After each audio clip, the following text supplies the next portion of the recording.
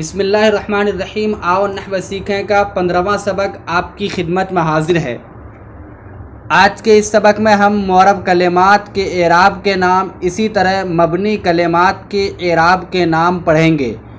یوں تو معرب اور مبنی کی شناخت ہم کیسے کریں اس کے متعلق سبق نمبر 13 میں ہم جان چکے ہیں، لیکن آج یہ بتا دوں کہ مبنی اصل 3 چیزیں ہیں: امر حاضر معروف اور فعل ماضی اور تمام حروف۔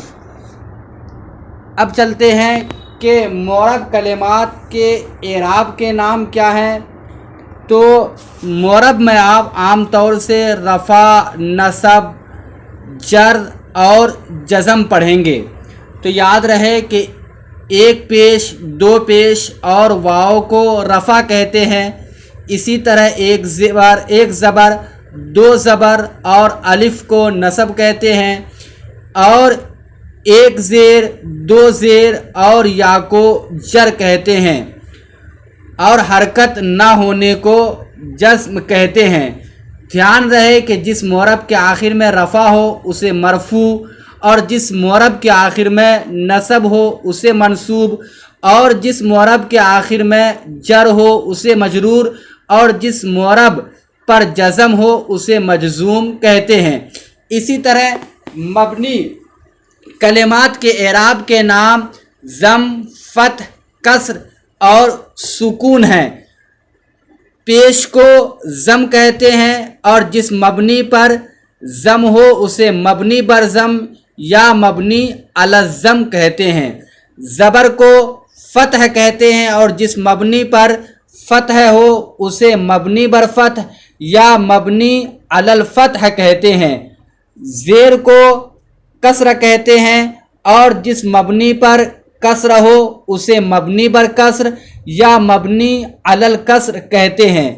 سکون حرکت نہ ہونے کو کہتے ہیں، اور جس مبنی پر سکون ہو اسے مبنی بر سکون یا مبنی علی السکون کہتے ہیں۔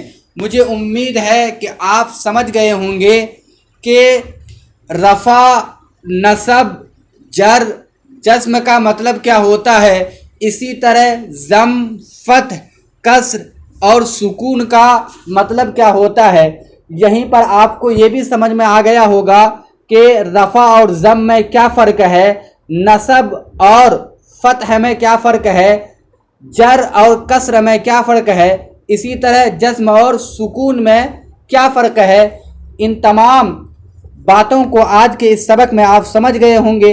انشاءاللہ ہم کل سے جو سبق شروع کریں گے وہ اس میں متمکن کی وجوہ اعراب کے اعتبار سے جو 16 قسمیں ہیں اس کو انشاءاللہ شرح و بسط کے ساتھ ہم بیان کرنے کی کوشش کریں گے، اور یقین جانیے کہ وہ 16 قسم فن نحو میں بہت ہی اہمیت رکھتی ہے۔